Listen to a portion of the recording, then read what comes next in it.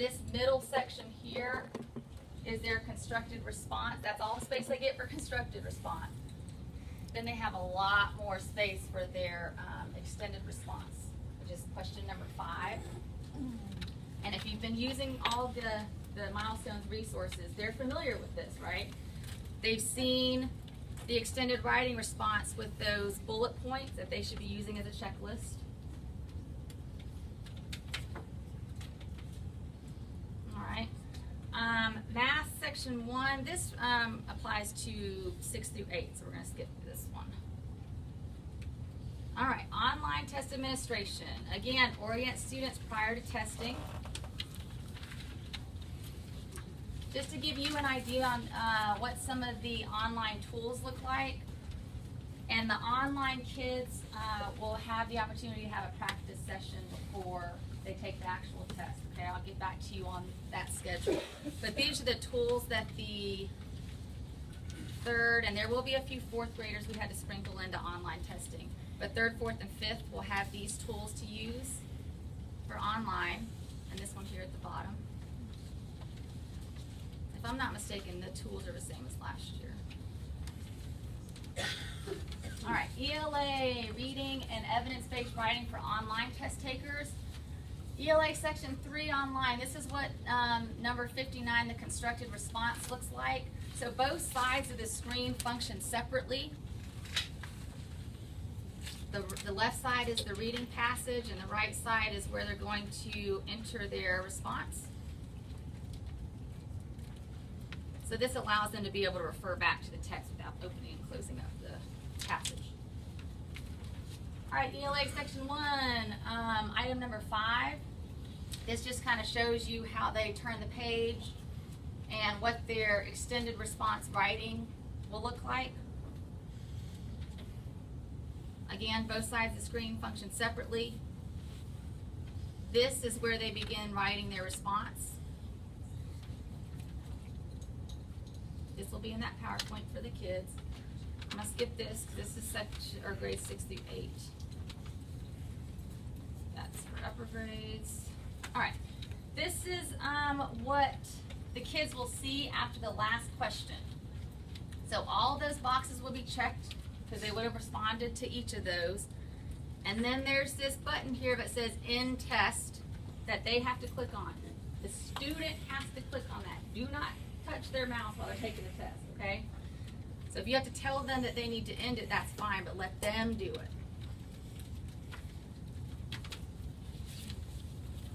And then they have to hit that Submit button. So again, the student has to click the Submit button, okay? Question. Is there any chance that they would get to that part and the question's not being answered? Galloway's going to take that question down, but if I remember correctly from my training with the district, no. But I'll get back to you on that because I don't want to flip these 200 slides. I'll get back to you on that. Galloway's going to take that down for me.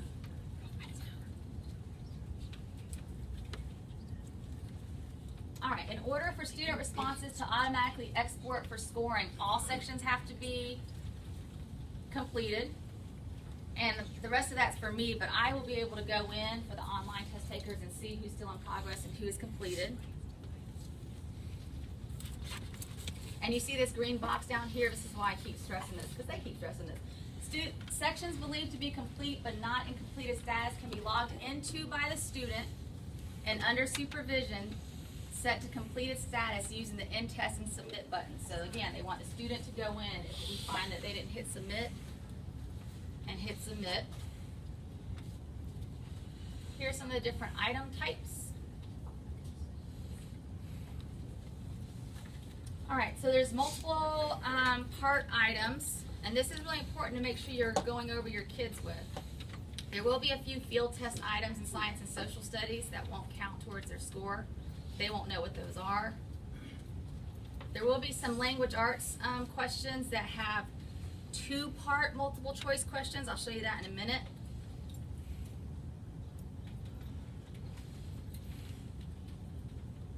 All right, so here's an example of a 2-part question. So there's a part 1 multiple choice question following a passage. And then they have the same passage, and then they have a part 2 question. This is also important to make sure you go over with your kids. Yeah, Miss Faith. Will they not be able to see both questions at the same time?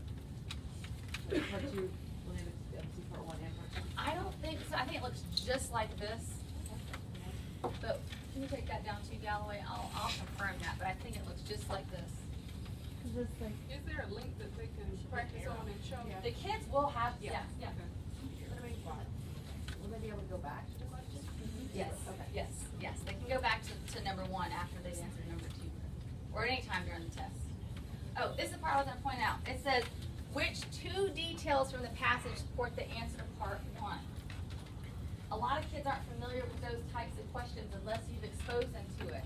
Okay, so a lot of times they'll try to just click on one response and move on like they always do. So make sure, and they even bold the word 2, but make sure they're aware of that as a possibility.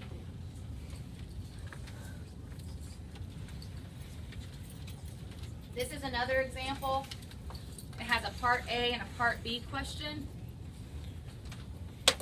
And you see where they're supposed to respond here. This is on paper and pencil.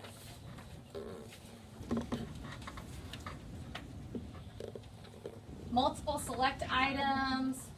So this allows for more than one correct answer. Sometimes there's 5 or 6 options for them to choose from. Number of selections are limited to the number of correct responses. So if it says for them to choose 2, it won't let them choose 3. Okay, so talk to them about that.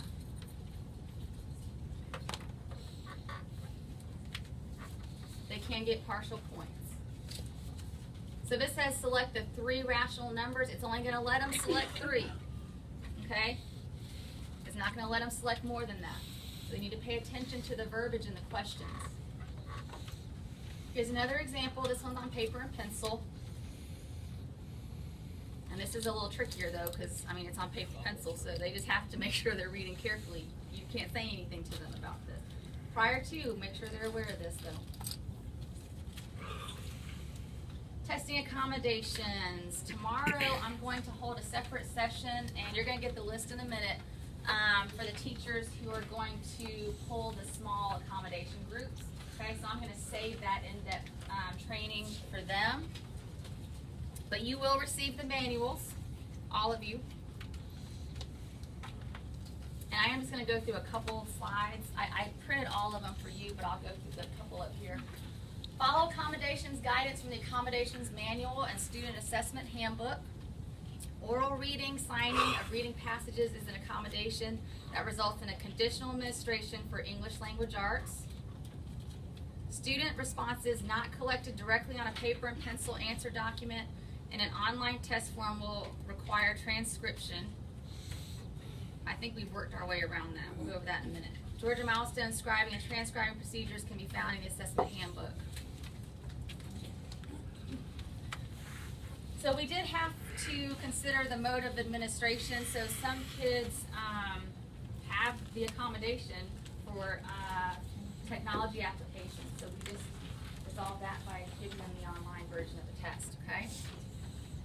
To avoid an irregularity, please ensure that students who should receive accommodations are receiving them during testing.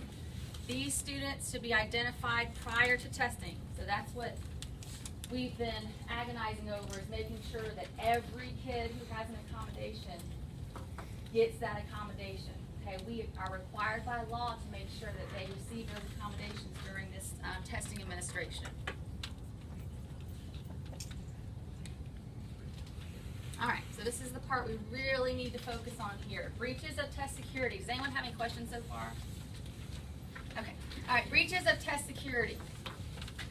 All right, coaches, these are some examples. You coaching examinees during testing, or alter or interfering with examinees' responses in any way, giving examinees access to test questions or prompts prior to testing, copying, reproducing, or using in any manner inconsistent with test security regulations all or any portion of the secure test booklets, making answers available to examinees, reading or reviewing test questions before, during, or after testing, which of course I will not do. Questioning students about test content after giving the test. Don't ask them what was on the test. Don't ask them. I would just keep your your conversations. Aren't you glad it's over? You know, we're gonna have a good rest of the day. We're gonna relax. Don't talk to them about the test. Keep yourself out of trouble. Fail to follow security regulations for distribution and return of secure test materials. This is what we're going to focus on too, is making sure we can account for all materials before, during, or after testing. We're going to be counting and recounting these books and these answer documents. That's what we have to do. Uses or handles secure test booklets, answer documents, or even the online logins. Those little pieces of paper you're going to get with their codes. Those are secure testing documents, and I have to lock them up in my closet, okay? And you have to check them out. Fails to follow administration directions for the test. Read the manual, okay? Fails to secure and safeguard logins and passwords. Don't let those little pieces of paper fly around the room, okay? They're secure test documents. Erase, mark answers, or alters responses on any answer document or within an online test form. This is why if you see, for some reason, you weren't paying attention, the kid gets off track by 10 questions, don't let them erase. They stop, let me go call me, okay? Because that's something we have to report to the testing office, and then sometimes they have to go and get guidance from the state. Participates in, directs, aids, counsels, assists, encourages, or fails to report any of these prohibited acts. So if you're worried about anything, report it. Immediately. Don't wait till after testing, okay? We'll go over that more in a minute. Scratch paper is secure. We talked about that. They will receive scratch paper daily. I'll make sure you have scratch paper. Each classroom has to have adequate staff, so we've made sure we don't have any groups this large, okay? We have some that are pushing it, though. You're required to proctor with 30 or more students. We don't have any groups that big. All examiners must be Georgia certified. Okay, a Georgia certified educator by the PSC. Testing irregularities must be reported. There's my sorry about that. To me. Can you note that, Ms. Galloway? Slide number 67. I'll fix that. Question. Yes, ma'am. Oh, wait. When you say that, Wait, I need to write type slide number 67. Okay, I'm good now. When you say that scratch paper is secure, does it go into their test booklet? Does it, It'll tell you have a very. name on it? Does it need? It'll tell you, like in your testing manual, it'll tell you exactly what to do with it. You will tell the kids what to do with it. It'll tell you whether they need to write their names, where to write their names, and where to put the paper when they're done. Okay. But you will bring it back to me when you turn in your tub of booklets and answer documents. I didn't know if I was keeping a stack of scratch paper with all my name on it. It'll tell you, I believe it says to put it in their booklet. It'll tell you in the manual. Alright? Alright, no weekend entry. No weekend activities or entry at the school. Now until May 8th, because the tests are here. So, I know it sounds kind of ridiculous, but if for some reason you need to enter the building, you have to go through a process to get approval from the district, get sent a form. So if you need to, just come see me, but we're going to try to stay out of here on the weekends, okay? All right, paper, pencil. You with me? Yeah. All right. School security checklist must be signed by the examiner who all materials are returned to for secure storage at the end of the day. On your little, on the kids' answer booklet, there are these little wafer seals.